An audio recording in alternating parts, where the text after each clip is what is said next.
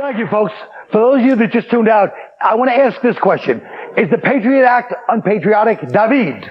The question isn't, is it unpatriotic? That's completely open to interpretation anyway. And really, who gives a shit about what some lame country and western singer thinks? No. The question is whether it's unconstitutional, and the answer is yes. Sunda! The Patriot Act is definitely patriotic. It's fine. It's not going to affect, me or any of us unless your name is Ahmed, and if it is, you're probably up to something. Greg! I have a big problem with the surveillance provisions of the Patriot Act because it says very clearly right in the Constitution, if you want to go to your mosque to help plot the murder of thousands of civilians, you shouldn't have to whisper. Jim! I think the term unconstitutional is overused. If the U.S. Constitution is ever legitimately used to shield somebody involved in terrorism, then we should take it out of the Smithsonian and use it when we run out of toilet paper. You're as fresh as paint. Dave, what do you think? How much freedom are you willing to give up for this? Well, any or none? Okay, let me say this. I mean, let's keep the focus on what's truly important here, and that is if this disallows me to access internet porn, then seriously, you can lock up as many innocent Muslim Americans as you want. All right? I mean, really, who cares about them except a handful of uppity Jews? Really? But okay, when you come after an innocent white man's internet porn, then you're coming after Lady Liberty herself. But that is I agree with the ACLU. I think they really have their finger on the pulse of the nation. I mean, because when a bunch of savages fly a plane into your office building, the most important thing is that the charities and individuals that funded the attack are protected. I mean, that really is. I think you're being sarcastic. No. All right. You know what? I was pretty worried about the Patriot Act too, and I thought, man, I don't want the government looking into my computer and my medical records and my library records, and then I realized, right, I'm not plotting a terrorist attack against the United States. This should probably work out fine for me. Yeah, but it's about abuse. It's about abusing it, and you mentioned slippery slope, and they've already tried to do a Patriot Act 2 or Patriot Act, whatever the sequel was called, Goes West, or The Rise of the Machines, or whatever it was. But Patriot Wedding. Yeah.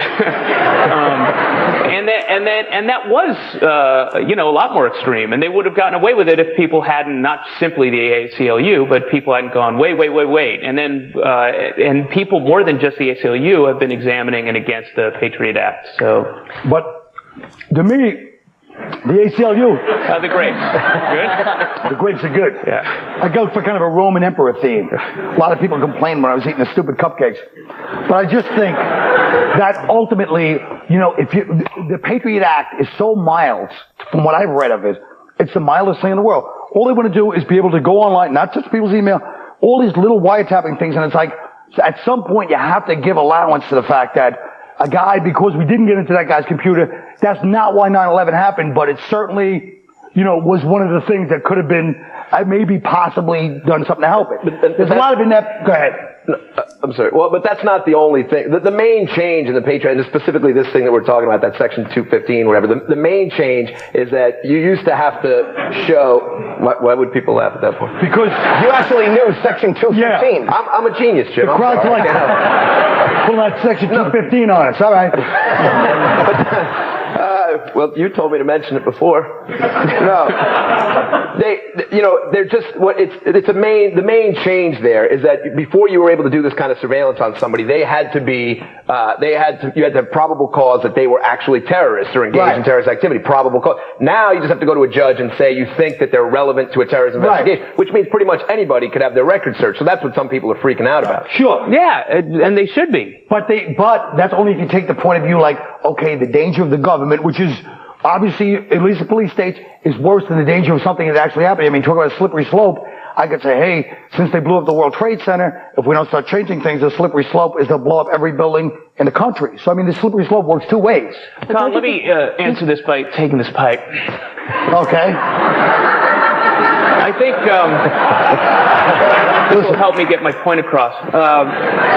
First of all, I forgot what my point is. I do enjoy this pipe. It does look like it's a good point because of the pipe. But let me ask you this. Article 216, which is not Section 2, Section 215 is for the kids. I go with 216. That's from the New England Patriot Act, and that's much different. Well, but that's what you were talking about. That's a specific thing. Yeah, there's a lot of other provisions in the but they're all pretty mild. And things like that. Relative to you should really make that point clear because the Patriot Act is pretty expansive, and there's it's expansive, but it's all child. I mean, the ACLU didn't complain about this whole expansive thing. There's one little thing is their only problem. Plenty of people complained about. But the ACLU did not. They had no. Why are you solely focused on 20 Jews?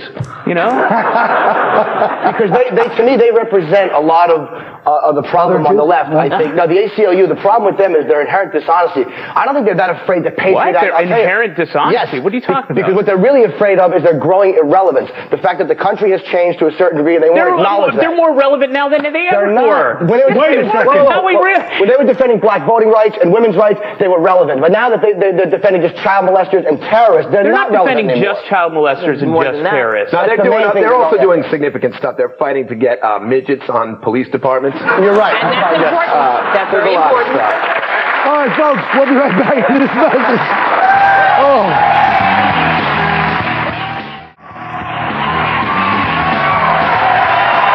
All right. You know, folks, I'll be honest with you, people.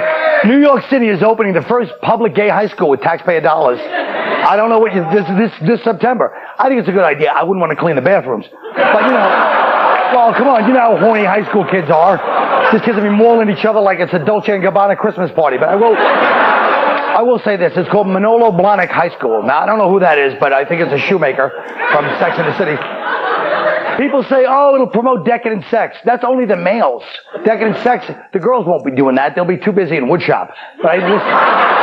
Guys are always going to be decadent sex. People don't understand this about gay guys. They're not more decadent than straight guys.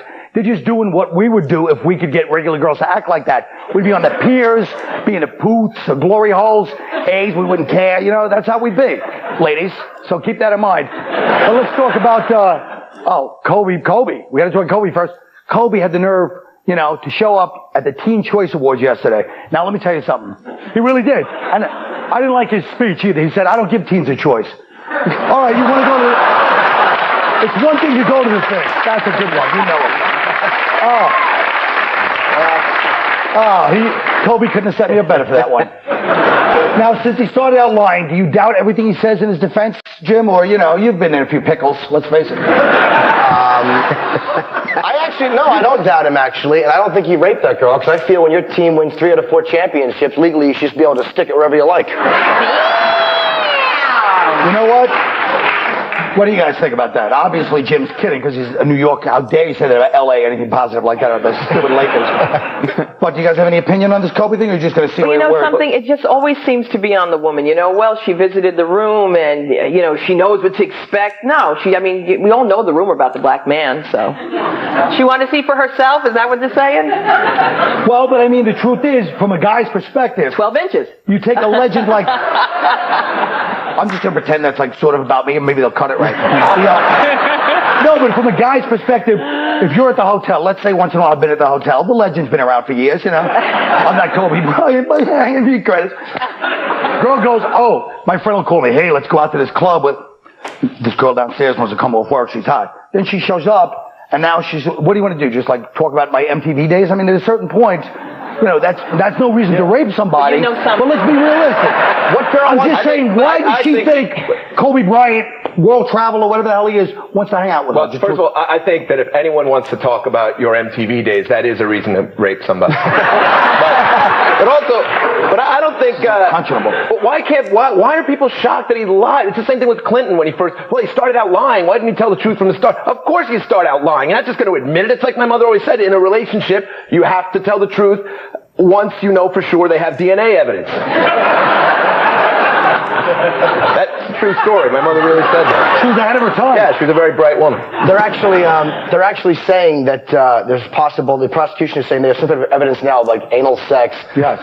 And I just feel that, as big as he is, that this woman deserves a round of applause just for not being in a wheelchair. How do you know how big he is? But that's the whole point. But that's what everybody's saying. Now, this is the interesting question. If let's say you're having sex, doggy style, right? And then suddenly the guy decides he's going to It's a mistake. That's what guys say. It was a mistake. I didn't know it was going to slip. But if he does do that, then is that rape? I think it is.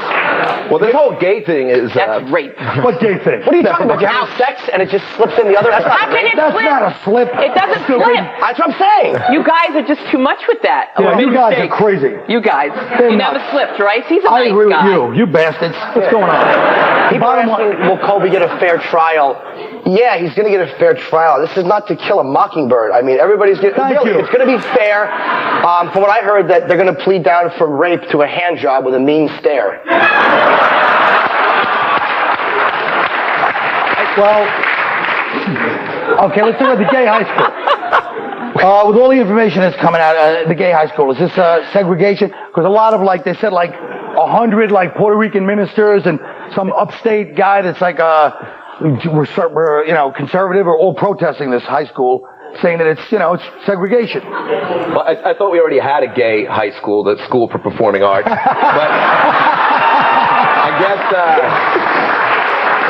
I thought we had need one another too. one. It's Yeah, we called need Catholic one school. for gay kids with no talent. We need a whole separate school for that. There you go. Well, it can't be that rough. Deal, They folks. can We take amuse you with that. our banter. You gotta watch the messages. We'll be right back.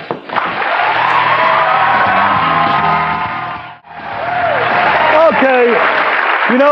Whenever we're starting to feel good about our little production here, we log on to the Tough Crowd message boards to get some humility. Occasionally, we like to respond to your venom on air. And to help me out today is Greg Giraldo. Hi, Greg. Hi, Colin. The posts that drive me crazy are from the anonymous jackasses who think we suck and that they ought to be on the panel to show us how it's done. Oh, yeah? Well, a few weeks ago, we contacted about a dozen message board braggarts and offered them to come on this show live and read their posts. Most of these spineless jellyfish did not respond. And we're talking right in the area. Only two had the balls to write back, and one of them had the balls to show up. Please welcome Azam.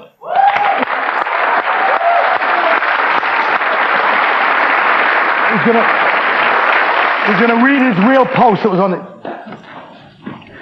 Is anyone else tired of Colin Quinn not being funny? Am I the only one who wanted someone tonight to throw hot coffee in Colin's face for that terrible potato joke? Can we roll that clip, please? This is a true story. It's not a joke at all. I went to a topless bar the other night. It rained and my potato got soggy.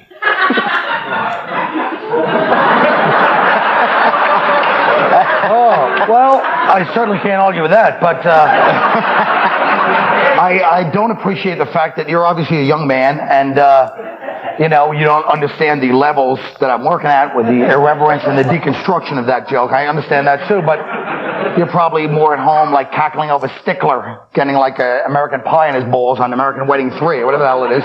Stifler. Well, I don't know, But I work on a lot of levels, and you're talking about one level, and I'd like to take you to that one level and kick you down the 3 flights. But listen to me.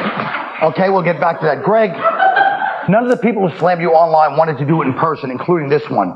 Maybe he's heard about your Latin temper. Here's your next message.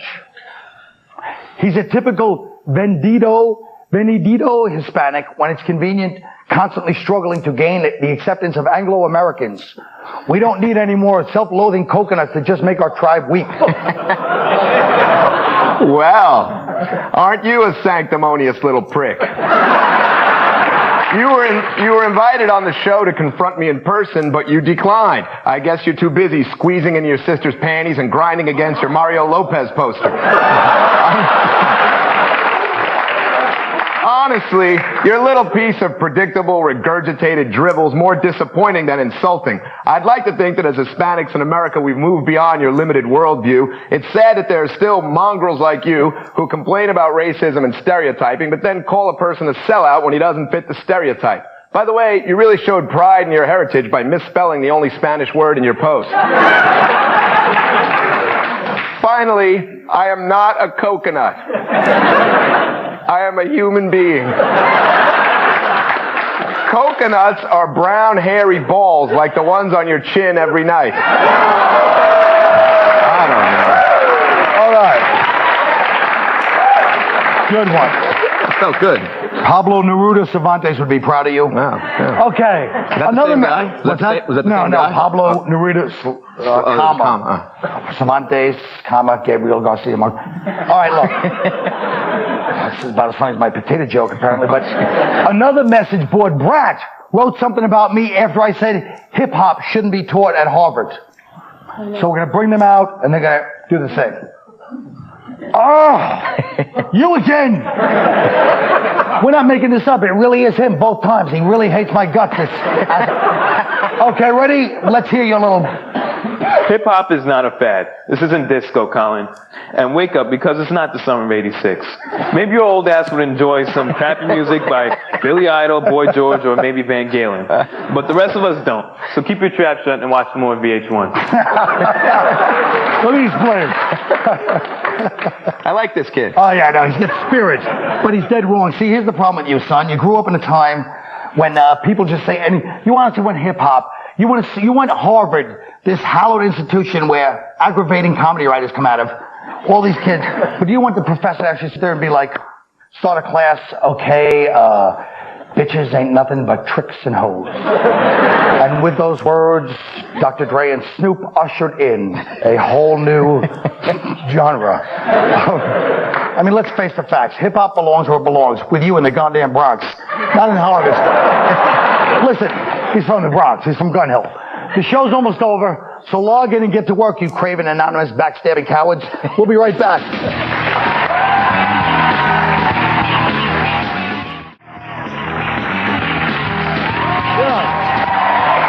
Oh, yeah.